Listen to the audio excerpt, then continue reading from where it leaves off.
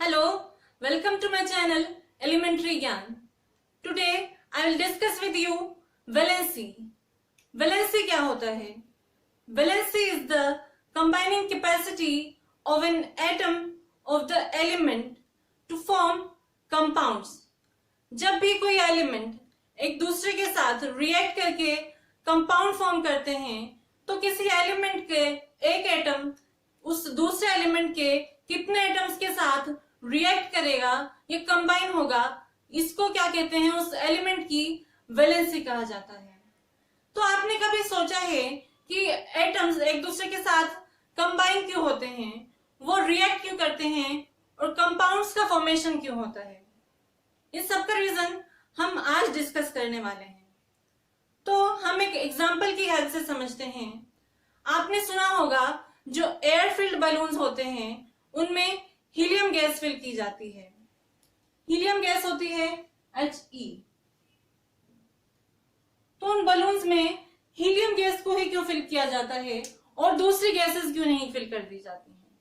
इसके पीछे रीजन होता है क्योंकि हीलियम गैस जो होती है वो अनरिएक्टिव होती है। उसके एटम्स दूसरे एटम्स के साथ रिएक्ट नहीं करते हैं और कंबाइन होकर कोई दूसरे कंपाउंड्स का फॉर्मेशन नहीं करते हैं। इस वजह से बलून में हीलियम गैस फिल करते हैं। अब अगर बलून में अगर हम हाइड्रोजन गैस को फिल कर दें तो हाइड्रोजन गैस जो होती है वो हाईली रिएक्टिव होती है और कंबस्टिबल होती है। तो जब बलून फूट जाएगा तो सराउंडिंग में एयर के साथ वो हाइड्रोजन गैस रिएक्ट करेगी और एक्सीडेंटल होगी, मतलब हमें एक्सीडेंट का खतरा रहता है। इस वजह से हम उसमें ऐसे गैस भरते हैं जो अनरिएक्टिव हो। तो ये जो हीलियम गैस है और इसी तरह से और भी गैसेस होती हैं, आर्गन एंड नियोन, ये गैसेस क्या होती हैं? नोबल गैसेस, और इनको बोला जाता है inert gases.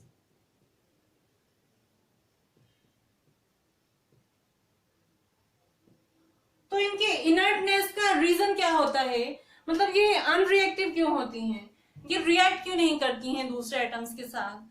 Because of their electronic configuration. इनके एटम्स में इलेक्ट्रॉन्स का डिस्ट्रीब्यूशन इस तरह से होता है कि ये अनरिएक्टिव होती हैं। तो इलेक्ट्रॉन्स का डिस्ट्रीब्यूशन कैसे होता है, मतलब इलेक्ट्रॉनिक कॉन्फ़िगरेशन क्या होता है, ये हम लास्ट वीडियो में डिटेल में डिस्कस कर चुके हैं। अगर आपने वीडियो नहीं देखी हो तो उसका लिंक आपको डिस्क्रिप्शन में मिल जाएगा। पहले उस वीडियो को देखना, उसके बाद आपको वैलेंसी समझ में आएगी। तो इनका इलेक्ट्रॉनिक कॉन्फ़िगरेशन कैसा होता है वो हम देखते हैं। इलेक्ट्रॉनिक कॉन्फ़िगरेशन करने के लिए हमें इनमें नंबर ऑफ इलेक्ट्रॉन्स का पता होना चाहिए कि इनमें कितने इलेक्ट्रॉन्स प्रेजेंट हैं। तो किसी भी न्यूट्रल एटम में नंबर ऑफ इलेक्ट्रॉन्स कितने होते हैं, जितने कि उसमें प्रोटॉन्स प्रेजेंट हैं। और प्रोटॉन्स का पता हमें किससे चलता है? उसके एटॉमिक नंबर से। तो हीलियम का एटॉमिक नंबर होता है 2, दैट मीन्स उसमें नंबर ऑफ इलेक्ट्रॉन्स भी कितने होंगे? 2। और अगर हम नियोन की बात करें तो नियोन में इलेक्ट्रॉन्स होंगे 10 because it's atomic number is 10। And argon atom में कितने इलेक्ट्रॉन्स होंगे? जितने कि उसमें प्रोटॉन्स हैं, और उसमें प्रोटॉन्स होते हैं 18, इसलिए उसका उसमें इलेक्ट्रॉन्स भी होंगे 18। तो अब इनका इलेक्ट्रॉनिक कॉन्फ़िगरेशन कैसे होगा? इलेक्ट्रॉनिक कॉन्फ़िगरेशन के लिए हमारे पास डिफरेंट शेल्स होती हैं, K, L, M, N and so on. तो हीलियम के पास 2 इलेक्ट्रॉन्स हैं, तो सबसे पहले इलेक्ट्रॉन फिल किए जाते हैं कैथ शेल में। तो कैथ शेल में मैक्सिमम 2 इलेक्ट्रॉन्स को फिल किया जा सकता है। तो ये जो 2 इलेक्ट्रॉन्स हैं हीलियम के पास, ये कैथ शेल में फिल कर दिए जाएंगे और ये इसका कंप्लीट हो जाएगा कॉन्फ़िगरेशन। अब हम नियोन की बात करते हैं। तो नियोन के पास है 10 इलेक्ट्रॉन्स। तो हम कैथ शेल से इलेक्ट्रॉन फिल करना स्टार्ट करेंगे। तो कैथ शेल में कितने चले गए? 2 electrons, because it can hold only maximum 2 electrons. अब जो रिमेनिंग 8 इलेक्ट्रॉन्स हैं वो कहाँ जाएंगे? वो नेक्स्ट शेल में जाएंगे। तो क्या एल शेल में हम रिमेनिंग 8 इलेक्ट्रॉन्स को फिल कर सकते हैं? ऑफ कोर्स कर सकते हैं, बिकॉज एल शेल की जो कैपेसिटी होती है मैक्सिमम इलेक्ट्रॉन होल्ड करने की, वो होती है 8। तो जो रिमेनिंग 8 इलेक्ट्रॉन्स हैं नियोन के, वो lth शेल में फिल कर दिए जाएंगे और यहाँ हो गए 10 इलेक्ट्रॉन्स कंप्लीट। तो ये इसका कॉन्फ़िगरेशन कंप्लीट हो गया। अब हम आर्गन गैस की बात करें तो आर्गन गैस के पास है 18 इलेक्ट्रॉन्स और इनका कॉन्फ़िगरेशन इस तरह से होगा कि जो 2 इलेक्ट्रॉन्स होंगे सबसे पहले वो kth शेल में फिल कर दिए जाएंगे। उसके बाद lth शेल में रिमेनिंग 16 इलेक्ट्रॉन्स को किस तरह से फिल किया जाएगा, तो lth शेल में हम ओनली 8 इलेक्ट्रॉन्स फिल कर सकते हैं मैक्सिमम। तो 8 इलेक्ट्रॉन्स l शेल में चले जाएंगे। उसके बाद हमारे पास कितने बचे, 18 माइनस 10, 8 इलेक्ट्रॉन्स रिमेनिंग हैं। तो रिमेनिंग 8 इलेक्ट्रॉन्स नेक्स्ट शेल में फिल करेंगे। नेक्स्ट शेल में क्या, m शेल में हम 8 इलेक्ट्रॉन्स फिल कर सकते हैं, ऑफ कोर्स कर सकते हैं। तो यहाँ पर 8 इलेक्ट्रॉन्स चले जाएंगे और ये इसका हो जाएगा कॉन्फ़िगरेशन कंप्लीट। तो यहाँ पर हम इसको एक डायग्राम की हेल्प से भी मैं इनको रिप्रेजेंट कर देती हूँ ताकि आपको मोर क्लियर हो जाए कि किस तरह से ये डिस्ट्रीब्यूटेड है। तो किसी भी एटम में हम हीलियम की बात कर रहे हैं, इसका एक न्यूक्लियस होगा जिसमें प्रोटॉन्स एंड न्यूट्रॉन्स प्रेजेंट है और इसमें सिर्फ एक ही शेल प्रेजेंट है जो कि है kth शेल, जिसमें 2 इलेक्ट्रॉन्स प्रेजेंट हैं।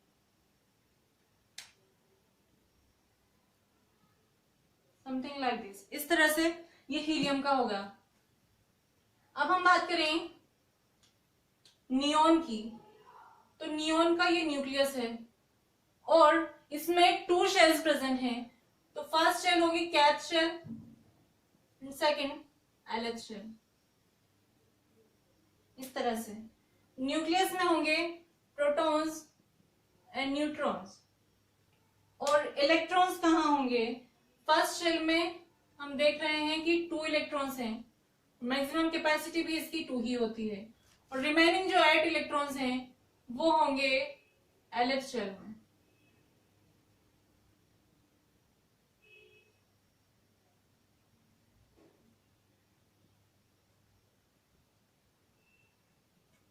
इस तरह से ये डिस्ट्रीब्यूटेड होंगे।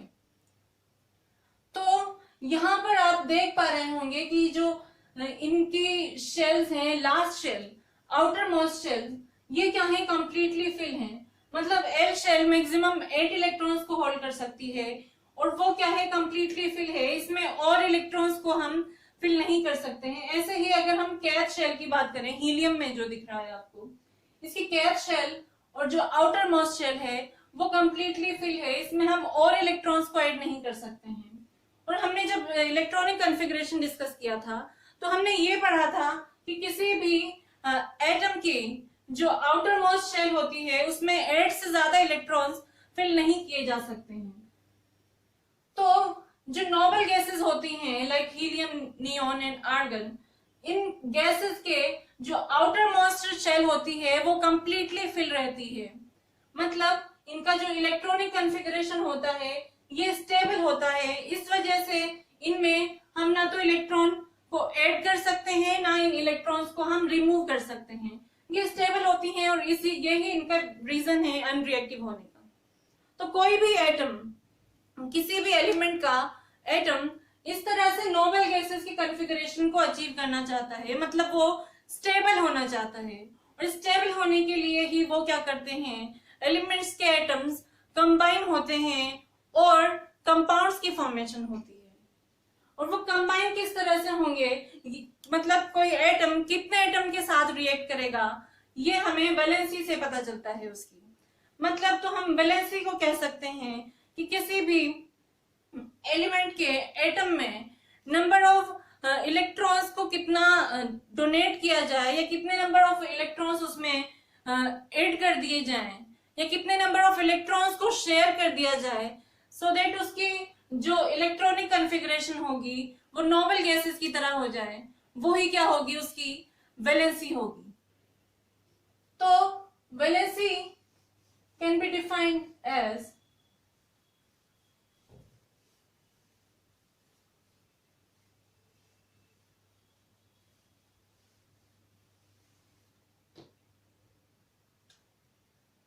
the combining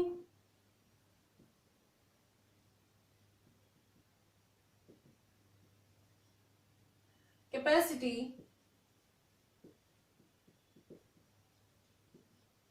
of an atom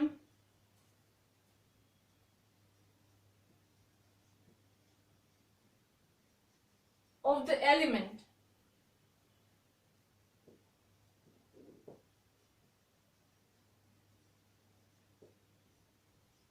to form compounds.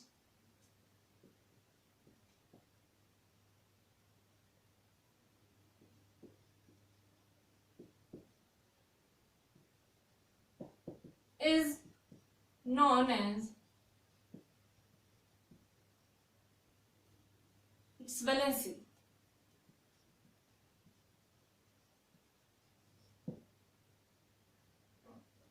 तो वैलेंसी को किस तरह से कैलकुलेट किया जाता है ये हम अभी डिस्कस करेंगे। मतलब किसी भी एलिमेंट के एटम में आउटर मोस्ट शेल में हमें क्या करना है, 8 इलेक्ट्रॉन्स को फिल करना है, मतलब उसका ऑक्टेट कंप्लीट करना है। हमने ऑक्टेट पढ़ा था कि किसी भी शेल में मैक्सिमम 8 इलेक्ट्रॉन्स हो तो उसको कहा जाता है ऑक्टेट। और जब किसी एटम का लास्ट इलेक्ट्रॉन या outer most electron Kth shell में है तो उसको क्या करना है, उसका ड्यूप्लेट फिल करना है, like in helium atom. Helium atom जो होता है वो क्या होता है, उसमें 2 ही इलेक्ट्रॉन्स होते हैं और उसके कैथ शेल कंप्लीटली फिल रहती है। तो ऐसे एटम्स जिनकी आउटर मोस्ट शेल के है तो उसमें 2 इलेक्ट्रॉन्स मैक्सिमम होने चाहिए और रिमेनिंग एलिमेंट्स के लिए उसके आउटर मोस्ट शेल में 8 इलेक्ट्रॉन्स पूरे होने चाहिए, तब जाके वो क्या होंगे, वो स्टेबल हो जाते हैं लाइक नोबल गैसेस। तो इसका एग्जांपल हम देखते हैं। फॉर एग्जांपल अगर हम बात करें सोडियम एटम की, तो सोडियम एटम का हम सबसे पहले वैलेंसी कैलकुलेट करने के लिए क्या करेंगे, उसका इलेक्ट्रॉनिक कॉन्फ़िगरेशन लिखेंगे। तो इलेक्ट्रॉनिक कॉन्फ़िगरेशन कैसे किया जाता है, सोडियम में कितने इलेक्ट्रॉन्स प्रेजेंट होंगे जितना कि उसका एटॉमिक नंबर है, दैट इज 11 इलेक्ट्रॉन्स। 11 इलेक्ट्रॉन्स को किस तरह से डिस्ट्रीब्यूट किया जाएगा, ये कैथ शेल है, ये L, ये M। तो 11 में से सबसे पहले कैथ शेल में कितने इलेक्ट्रॉन्स फिल कर दिए जाएंगे, 2 इलेक्ट्रॉन्स। उसके बाद रिमेनिंग जो कितने बचे 9 इलेक्ट्रॉन्स, उनको हम आगे वाली इसमें शेल्स में फिल करेंगे। तो L शेल में हम 9 इलेक्ट्रॉन को नहीं फिल कर सकते हैं क्योंकि वो मैक्सिमम 8 इलेक्ट्रॉन्स को ही होल्ड कर सकती है, इसलिए उसमें 8 इलेक्ट्रॉन्स फिल कर दिए जाएंगे। अब कितना बचा, रिमेनिंग 1 जो इलेक्ट्रॉन है उसको नेक्स्ट शेल में फिल कर दिया जाएगा। तो ये इसका इलेक्ट्रॉनिक कॉन्फ़िगरेशन हो गया। तो यहाँ पर आप देख पा रहे होंगे कि जो इसकी आउटर मोस्ट शेल है, जो M शेल है, इसमें कितने इलेक्ट्रॉन्स प्रेजेंट हैं, 1 इलेक्ट्रॉन प्रेजेंट है। हमें और बाकी शेल से मतलब नहीं है, हमें सिर्फ आउटर मोस्ट शेल की बात करनी है जब हम वैलेंसी की बात कर रहे हैं। तो ये जो आउटर मोस्ट शेल है इसमें 1 इलेक्ट्रॉन है। तो क्या किया जाए कि ये जो इसके आउटर मोस्ट शेल में 8 इलेक्ट्रॉन्स रह जाएं, या तो इनमें 7 इलेक्ट्रॉन को ऐड कर दिया जाए कि इसके आउटर मोस्ट शेल में 8 इलेक्ट्रॉन हो जाए, या फिर इस 1 इलेक्ट्रॉन को डोनेट कर दिया जाए किसी और एटम को, सो दैट इसके पास आउटर मोस्ट शेल बन जाए L जिसमें 8 इलेक्ट्रॉन्स ऑलरेडी फिल्ड है। तो आपको क्या लगता है कि कौन सा प्रोसेस ज्यादा इजी होगा, या तो 7 इलेक्ट्रॉन को ऐड करना या फिर 1 इलेक्ट्रॉन को रिमूव करना? राइट, 1 इलेक्ट्रॉन को रिमूव करना। तो हम क्या करेंगे, इसमें से 1 इलेक्ट्रॉन को रिमूव कर देंगे या डोनेट कर देंगे किसी दूसरे एटम को, और ये क्या हो जाएगा, ये एक इलेक्ट्रॉन को डोनेट करके सोडियम आयन में कन्वर्ट हो जाएगा। जो कि हमने पढ़ा था कि जब भी कोई एटम डोनेट करता है तो डोनेट करना अच्छा काम होता है, पॉजिटिव थिंग होती है, इस वजह से उस पर पॉजिटिव चार्ज आ जाएगा। तो इस तरह से ये 1 इलेक्ट्रॉन डोनेट करके आयन का फॉर्मेशन कर लेता है और जो नोबल गैसेस का कॉन्फ़िगरेशन है वो अचीव कर लेता है, जो कि क्या है 2 और 8 नियोन का कॉन्फ़िगरेशन होता है। इसने क्या कर लिया, स्टेबल हो गया मतलब ये। अब हम एक और एग्जांपल की बात करते हैं, like chlorine atom. Chlorine atom जो होता है इसमें कितने नंबर ऑफ इलेक्ट्रॉन्स प्रेजेंट होते हैं? इसमें 17 इलेक्ट्रॉन्स होते हैं, क्योंकि इसका एटॉमिक नंबर होता है 17। तो ये 17 इलेक्ट्रॉन इसके एटम में किस तरह से डिस्ट्रीब्यूट होंगे वो हम देखते हैं। KLM 17 इलेक्ट्रॉन्स को हमें डिस्ट्रीब्यूट करना है इन शेल्स में। तो सबसे पहले 2 इलेक्ट्रॉन कैथ शेल में फिल कर दिए जाएंगे। उसके बाद कितने बचे? 15 इलेक्ट्रॉन्स। तो 15 इलेक्ट्रॉन्स क्या हम एल शेल में फिल कर सकते हैं? नहीं कर सकते हैं, क्योंकि उसकी मैक्सिमम कैपेसिटी तो होती है सिर्फ 8 को होल्ड करने की। तो 8 हमने इसमें फिल कर दिए। अब कितने बचे हमारे पास? 7 इलेक्ट्रॉन्स। तो 7 इलेक्ट्रॉन्स को अब नेक्स्ट शेल में फिल करना है। तो एम में क्या 7 इलेक्ट्रॉन फिल किए जा सकते हैं? हाँ, किए जा सकते हैं। तो इसमें हम 7 इलेक्ट्रॉन फिल कर देंगे। तो अब यहाँ पर हमें सिर्फ आउटर मोस्ट शेल से मतलब है, जो रिमेनिंग शेल है इससे हमें मतलब नहीं है, क्योंकि ये कंप्लीटली फिल्ड है ऑलरेडी। तो जो आउटर मोस्ट शेल है यहाँ पर आप देख पा रहे होंगे इसके पास 7 इलेक्ट्रॉन्स हैं ऑलरेडी। तो इसको जो ऑक्टेट अचीव करने के लिए, मतलब आउटर मोस्ट शेल में 8 इलेक्ट्रॉन्स को अचीव करने के लिए क्या चाहिए? इसको सिर्फ 1 इलेक्ट्रॉन की जरूरत है। तो ये किसी और एटम से 1 इलेक्ट्रॉन को गेन कर लेगा तो क्या हो जाएगा? इसका ऑक्टेट कंप्लीट हो जाएगा। और ये किस तरह से गेन करेगा? ये गेन करके एनायन फॉर्म कर लेता है, जिसको बोलते हैं क्लोराइड आयन, और जिसका कॉन्फ़िगरेशन हो जाएगा 288, जो कि स्टेबल कॉन्फ़िगरेशन है लाइक नोबल गैसेस आर्गन। तो हमने ये पढ़ा था कि जब भी कोई इलेक्ट्रॉन किसी दूसरे एटम से एक इलेक्ट्रॉन ले लेता है, मतलब वो बोरो कर रहा है। तो बोरो करना क्या होती है? निगेटिव थिंग होती है, अच्छा काम नहीं होता। इस वजह से उस पर निगेटिव साइन आ जाएगा और ये एनायन बन जाता है। इस तरह से आपको लर्न कर लेना है। तो ये तो बात हो गई, 1 इलेक्ट्रॉन इसने डोनेट कर दिया, 1 इलेक्ट्रॉन इसने गेन कर दिया। अब एक और हम एग्जांपल देखते हैं कार्बन एटम का। कार्बन एटम का जो इलेक्ट्रॉनिक कॉन्फ़िगरेशन होता है वो क्या होता है वो हम देखते हैं। कार्बन के पास होते हैं 6 इलेक्ट्रॉन्स। 6 इलेक्ट्रॉन्स इसके एटम में किस तरह से डिस्ट्रीब्यूट होंगे वो हमें देखना है। तो कैथ शेल में सबसे पहले इलेक्ट्रॉन फिल करते हैं। उसमें कितने इलेक्ट्रॉन भर सकते हैं? ज्यादा से ज्यादा 2 इलेक्ट्रॉन्स। अब रिमेनिंग कितने बचे? 4 इलेक्ट्रॉन्स। तो 4 इलेक्ट्रॉन्स एल शेल में चले जाएंगे। तो ये नोबल गैसेस के कॉन्फ़िगरेशन को अचीव करने के लिए इसको क्या करना होगा? इसको 4 इलेक्ट्रॉन्स की जरूरत होगी। मतलब इसमें 8 इलेक्ट्रॉन कंप्लीट करने के लिए इसको दूसरे एटम के 4 इलेक्ट्रॉन्स के साथ शेयरिंग करनी होगी। और ये शेयरिंग होती है केमिकल बॉन्ड से। मतलब ये जो इलेक्ट्रॉन की शेयरिंग होती है इनको बोला जाता है केमिकल बॉन्डिंग। केमिकल बॉन्डिंग को हम आगे डिस्कस करेंगे डिटेल में। तो ये जो इलेक्ट्रॉन एटम्स जो होते हैं ये नोबल गैसेस के कॉन्फ़िगरेशन को अचीव करने के लिए क्या करते हैं? या तो इलेक्ट्रॉन को डोनेट करेंगे, या फिर इलेक्ट्रॉन को गेन करेंगे, या फिर इलेक्ट्रॉन्स की शेयरिंग करेंगे। तो हम कह सकते हैं कि कोई भी एटम स्टेबल हो सकता है 3 वेज में। फर्स्ट तो क्या होगा? either by donating 1 or more electrons. Second way होगा by gaining 1 or more electrons from the other atom. And third way होगा by sharing electrons to other atom.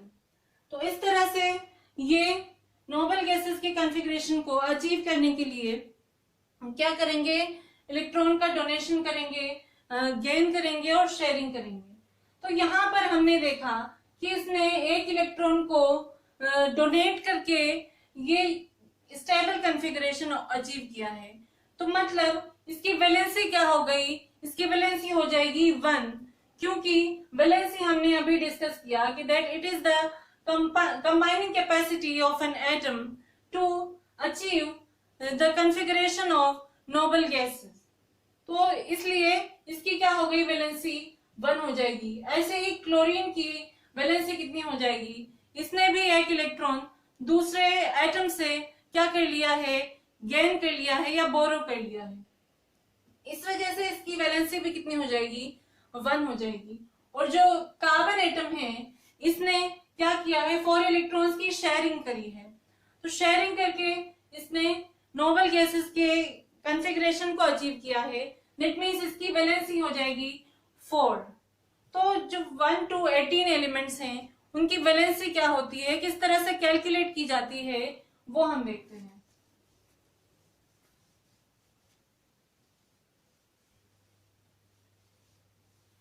Valencies को कैलकुलेट करने के लिए हमें क्या क्या पता होना चाहिए, हमें उसके एटम्स में इलेक्ट्रॉन्स का जो डिस्ट्रीब्यूशन है, मतलब उसका इलेक्ट्रॉनिक कॉन्फ़िगरेशन है, वो पता होना चाहिए। और इलेक्ट्रॉनिक कॉन्फ़िगरेशन को पता होने के लिए हमें उसमें प्रेजेंट नंबर ऑफ इलेक्ट्रॉन्स की जरूरत होती है। तो हम एक टेबल बना लेते हैं जिसमें हम क्या लिखेंगे, सबसे पहले एटॉमिक नंबर,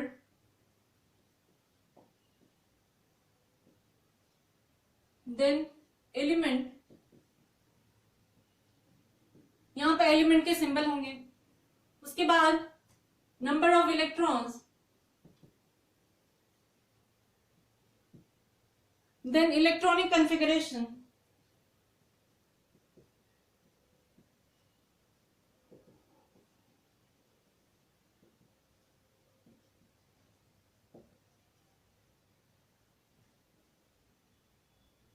के एल एम। इस तरह से डिफरेंशियल में इलेक्ट्रॉन्स फिल किए जाते हैं। एंड लास्ट कॉलम होगा वैलेंसी। तो फर्स्ट टू 18 एलिमेंट्स कौन कौन से होते हैं। फर्स्ट एलिमेंट होता है हाइड्रोजन, इसमें नंबर ऑफ इलेक्ट्रॉन्स होंगे 1।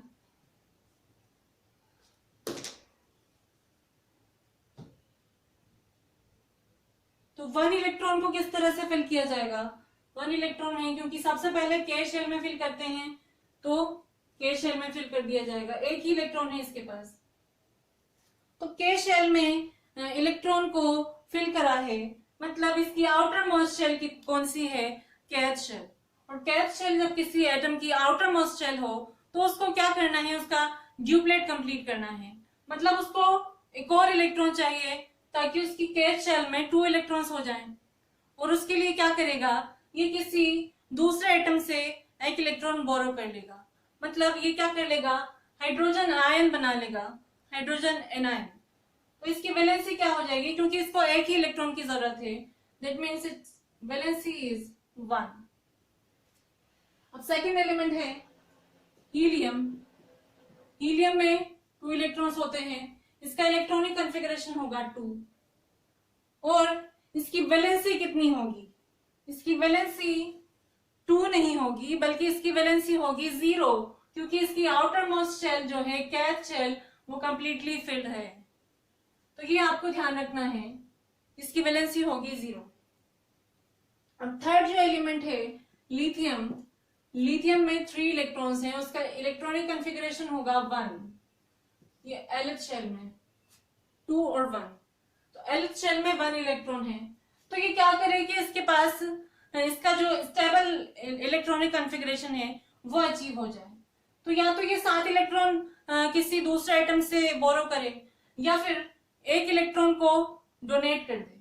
तो ये क्या करेगा, 1 इलेक्ट्रॉन डोनेट करना ज्यादा इजी है, तो 1 इलेक्ट्रॉन डोनेट करके ये लिथियम आयन बना लेगा, मतलब इसकी वैलेंसी कितनी हो गई, 1। फोर्थ होता है बेरिलियम। बेरिलियम में 4 इलेक्ट्रॉन्स होते हैं, इसका इलेक्ट्रॉनिक कॉन्फ़िगरेशन होगा 2 and 2। मतलब कैथ शेल में 2 इलेक्ट्रॉन और LH शेल में भी 2 इलेक्ट्रॉन्स। तो ये क्या करेगा, इसका ऑक्टेट कंप्लीट करेगा या फिर ड्यूप्लेट कंप्लीट करेगा। ड्यूप्लेट कंप्लीट करना ज्यादा इजी है, तो ये क्या करेगा, इसके 2 इलेक्ट्रॉन्स को डोनेट कर देगा दूसरे एटम्स को और आयन फॉर्म कर लेगा। मतलब इसकी वैलेंसी हो जाएगी 2, क्योंकि इसने 2 इलेक्ट्रॉन्स दूसरे को देकर क्या कर दिया, अपना ड्यूप्लेट कंप्लीट कर लिया। फिफ्थ होता है बोरॉन। इसमें कितने इलेक्ट्रॉन्स हैं, 5 इलेक्ट्रॉन्स। इसका कॉन्फ़िगरेशन होगा 2 और 3। ये भी बेरिलियम की तरह ही क्या करेगा, 3 इलेक्ट्रॉन किसी दूसरे एटम को डोनेट कर देगा और अपना ड्यूप्लेट कंप्लीट कर लेता है। तो इसकी वैलेंसी हो गई 3। अब सिक्स्थ है हमारे पास कार्बन। कार्बन में होते हैं 6 इलेक्ट्रॉन। इसका इलेक्ट्रॉनिक कॉन्फ़िगरेशन होता है 2 और 4। फिर इसकी वैलेंसी कितनी हो जाएगी, 4 हो जाएगी। आउटर मोस्ट शेल में 4 इलेक्ट्रॉन्स प्रेजेंट हैं और ये 4 इलेक्ट्रॉन्स दूसरे एटम्स के साथ शेयरिंग करके क्या कर लेंगे, अपना ऑक्टेट कंप्लीट कर लेंगे। अब आपको देखना है 7th एलिमेंट। 7th एलिमेंट होता है नाइट्रोजन। नाइट्रोजन में कितने इलेक्ट्रॉन्स प्रेजेंट हैं, 7। इसका इलेक्ट्रॉनिक कॉन्फ़िगरेशन हो जाएगा 2, 5, 2 और 5। LH शेल में 5 इलेक्ट्रॉन्स, तो हमें सिर्फ आउटर मोस्ट शेल देखनी है। तो 5 इलेक्ट्रॉन्स इसके L शेल में प्रेजेंट हैं। इसको कंप्लीट करने हैं 8 इलेक्ट्रॉन्स। तो 8 इलेक्ट्रॉन्स कंप्लीट करने के लिए ये क्या करेगा, ये दूसरे एटम से 3 इलेक्ट्रॉन्स को एक्सेप्ट करेगा और 3 इलेक्ट्रॉन्स एक्सेप्ट कर रहा है, मतलब इसकी वैलेंसी कितनी हो जाएगी, 3। 8 - 5 ये 3 है। ये आपको ध्यान में रखना है कि जो वैलेंसीज होती हैं वो 3, 4 से ज्यादा नहीं होती है। मतलब किसी भी एटम के पास या तो वो 3 इलेक्ट्रॉन्स को ही डोनेट कर सकता है या 3 इलेक्ट्रॉन्स को ही गेन कर सकता है। उससे ज्यादा इलेक्ट्रॉन्स को वो डोनेट नहीं कर सकता है या गेन नहीं कर सकता है, बिकॉज ऑफ एनर्जी की वजह से। उसके लिए बहुत हायर एनर्जी की रिक्वायरमेंट होती है। तो ये जो नाइट्रोजन है, इस तरह से इसकी क्या हो जाएगी, वैलेंसी 3 हो जाएगी। अब 8th इलेक्ट्रॉन होता है, वो 8 एलिमेंट होता है, वो होता है ऑक्सीजन।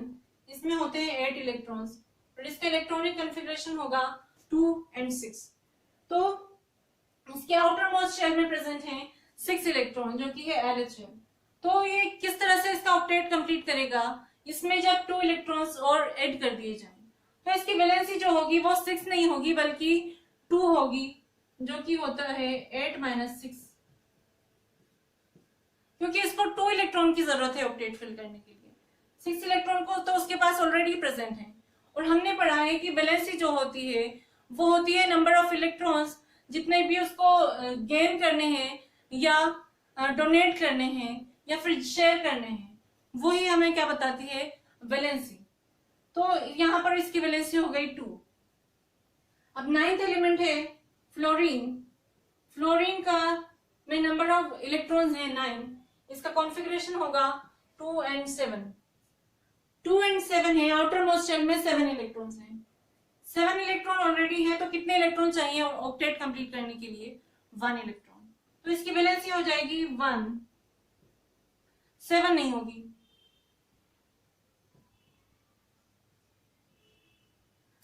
टेंथ इलेक्ट्रॉन है, 10th एलिमेंट है नियोन। इसमें 10 इलेक्ट्रॉन होते हैं। इसका कॉन्फ़िगरेशन होता है 2, 8। कंप्लीटली फिल्ड है LH shell, outer most shell, तो कितनी हो जाएगी वैलेंसी, 0। ठीक है, तो ये तो हो गया फर्स्ट 10 एलिमेंट्स। अब नेक्स्ट देखते हैं हम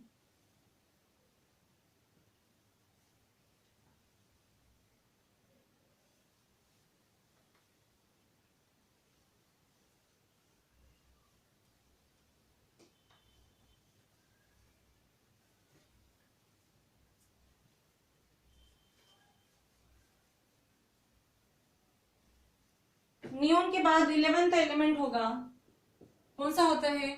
सोडियम। सोडियम में इलेक्ट्रॉन्स होंगे 11 और कॉन्फ़िगरेशन होगी इसकी 2 8 1। आउटरमोस्ट शेल में 1 इलेक्ट्रॉन प्रेजेंट है mth शेल में, तो ये क्या करेगा? इस 1 इलेक्ट्रॉन को डोनेट करके ऑक्टेट कंप्लीट कर लेगा इस तरह से। ये 8 कंप्लीट है इसके पास, तो इसकी वैलेंसी हो जाएगी 1। 12th एलिमेंट है magnesium, number of electrons 12, configuration 2 8 2। तो 2 इलेक्ट्रॉन्स अगर ये डोनेट कर दे तो इसका ऑक्टेट कंप्लीट है। तो 2 इलेक्ट्रॉन डोनेट करके क्या कर रहा है? ऑक्टेट कंप्लीट कर रहा है, नोबल गैसेस के कॉन्फ़िगरेशन को अचीव कर रहा है। दैट मीन्स इसकी वैलेंसी हो गई 2। अब 13th होगा, 13th एलिमेंट है हमारे पास एल्यूमिनियम। एल्यूमिनियम में नंबर ऑफ इलेक्ट्रॉन्स हैं 13, कॉन्फ़िगरेशन होगा 2 8 3। तो 3 इलेक्ट्रॉन्स अगर ये डोनेट कर दे तो इसका ऑक्टेट कंप्लीट है, तो इसकी वैलेंसी हो जाएगी 3। 14th एलिमेंट होगा सिलिकॉन, नंबर ऑफ इलेक्ट्रॉन्स हैं 14, कॉन्फ़िगरेशन होगा 2 8 4। तो इसकी वैलेंसी हो जाएगी 4, क्योंकि इसको ऑक्टेट कंप्लीट करने के लिए 4 इलेक्ट्रॉन्स की शेयरिंग की जरूरत है। नाउ 15th एलिमेंट होगा फॉस्फोरस। फॉस्फोरस में नंबर ऑफ इलेक्ट्रॉन्स हैं 15 और इसका कॉन्फ़िगरेशन होगा 2 8 एंड 5।